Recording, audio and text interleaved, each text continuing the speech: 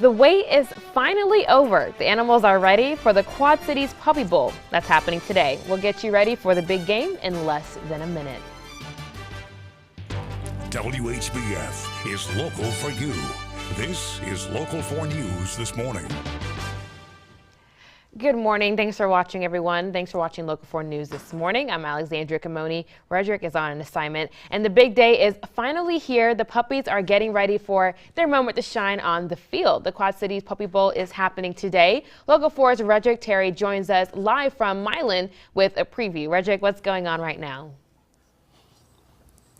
Good morning, Alexandria. Good morning, everybody. It's hard to come up with words right now of the cuteness that is going on here. We are in Milan at the Quad City Animal Welfare Center here with Stacy along with Amber. So glad you ladies could join us this morning and look at these players. We're here for the Quad Cities Puppy Bowl 2019. We've got some fantastic and adorable players. Look at them. They're just interacting with each other. They're so precious. Stacy, tell us about these pups. I mean, they're just absolutely beautiful. Yeah, they are, aren't they?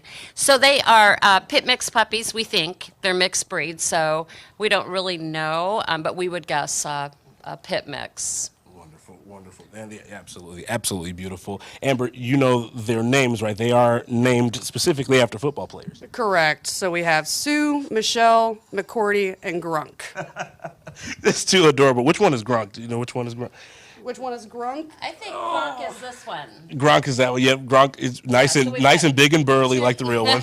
Two males and two females. Absolutely. And in just a little bit, we're going to see these beautiful, beautiful pups square off in a fantastic game. But really what we're doing here is bringing awareness to their need for a forever home. And we will give you details on how you can get involved in that and how you can potentially bring one of these pups home.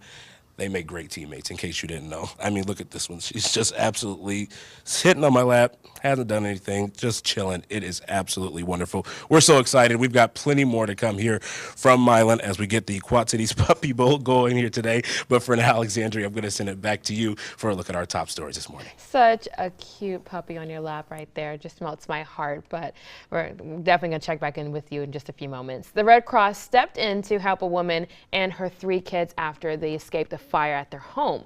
18 firefighters responded to Streamboat Landing Apartments in Burlington. It happened around 2 o'clock yesterday afternoon, and the fire marshal tells us they believe the fire started because someone was not watching what they were cooking. The property has extensive damage and no one was hurt. Police arrested a woman accused of leaving a disabled boy alone in terrible conditions at a Davenport apartment. Officers picked up 38-year-old Christina Michael on child endangerment. They say the boy hasn't had a shower in 2 weeks. They say the 15-year-old is diagnosed with a mental disability.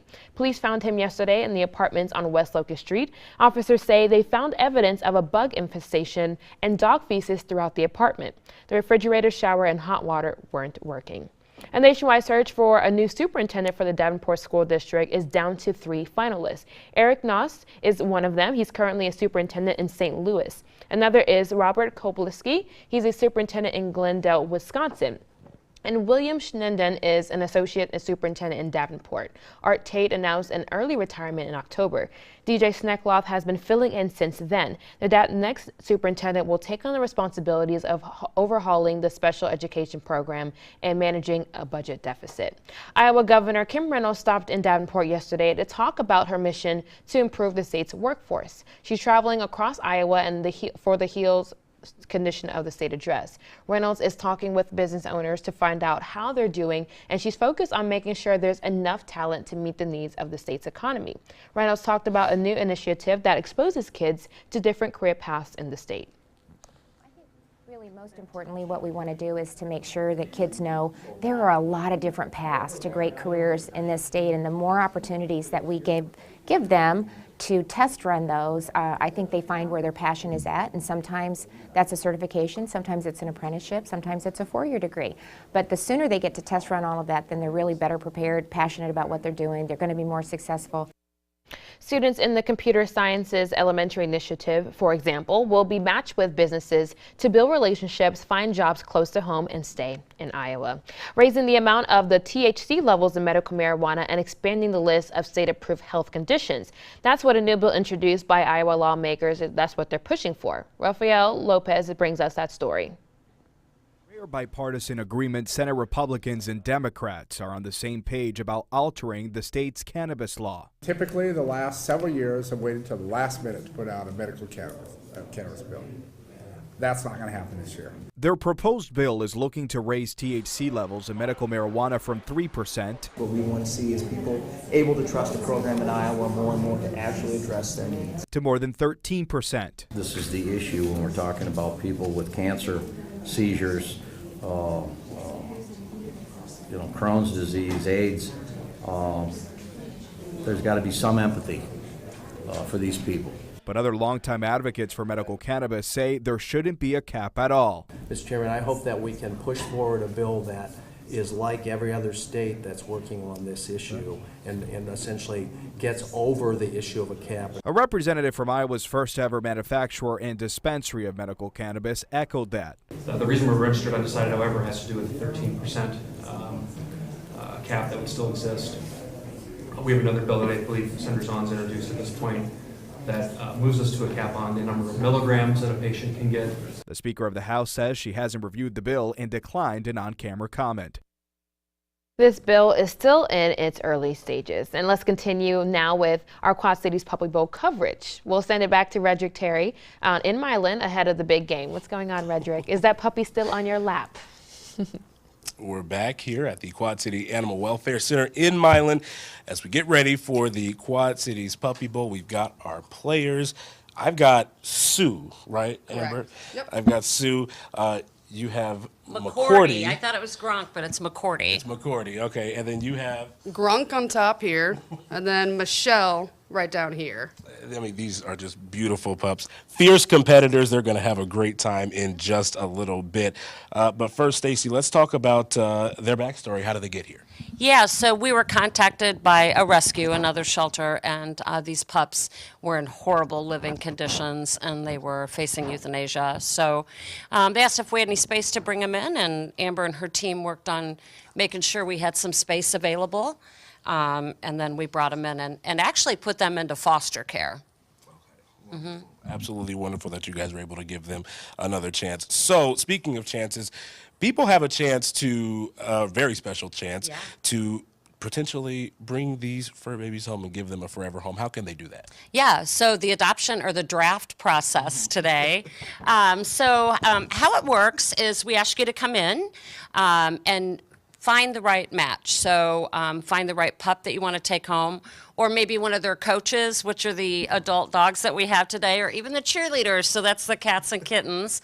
So find the right match for your home. Sit down and chat with our adoption counselors.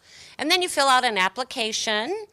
We go through the application with you, and then you're able to take the animal home. McCourty seems like he's a little hungry. He's going after your official outfit. So By the way, sweet. love the official outfits today. Oh, thank Stacey's you. got one on, Amber's got one on as well. From a friend of mine. Thank you, Jason. So borrowed them from a friend of mine, yeah. Awesome stuff. So we are going to be ready to go in about 10 minutes or thereabouts. We're going to get going. We've got our 4 players ready for the Puppy Bowl. We've got the field here right behind us, in case you haven't told. It's all festive here and beautiful inside the Quad City Animal Welfare Center. They'll square off. And after that, we'll get going with the draft process, and hopefully we can get some homes for these beautiful pups. They are ready to go. We are ready to go. We hope you are too. We'll see you in a little bit, but for now, we'll send it back to you guys in the studio. My goodness. So adorable. How can you just, that my one heart. that was licking the microphone. Oh, they're all so cute and they're so calm and just, I need to go them see all. about entering the draft because I want Hey, one of those dogs. That's the whole purpose. Man, So we got to so get these cute. babies homes. Yeah, go on our quadcities.com, get ready for that. It is chilly start this morning though, so you want to bundle up tight as you're heading out for work or your own puppy bowl. A lot of us sitting in below zero mark, especially when you factor in the wind. But here today, it gets better all the way up to the 20s. We got a little bit of fresh snow on the ground, trying to keep it from getting as warm as it could, but either way, we'll take the 20s, we'll take the sunshine, and then tonight temperatures are expected to fall back down into the teens, but actually going to warm as we go through the night, and we got a gorgeous weekend ahead of us. It was great just to be able to wear one jacket today coming into work, so I'll take what I can get. 20s, way better than below zero for sure. Yeah, it's nice out there. All right, and coming up, we're going to talk, it's game time pretty much. Which team will take the Quad Cities Puppy Bowl? That's coming up a little later. All right, your full forecast is next. The time now is 6:39. You're watching Local 4 News this morning. WHBF is local for you with Frederick Terry, Alexandria Ikamoni, and meteorologist Ash Simpson. This is Local 4 News this morning in high definition.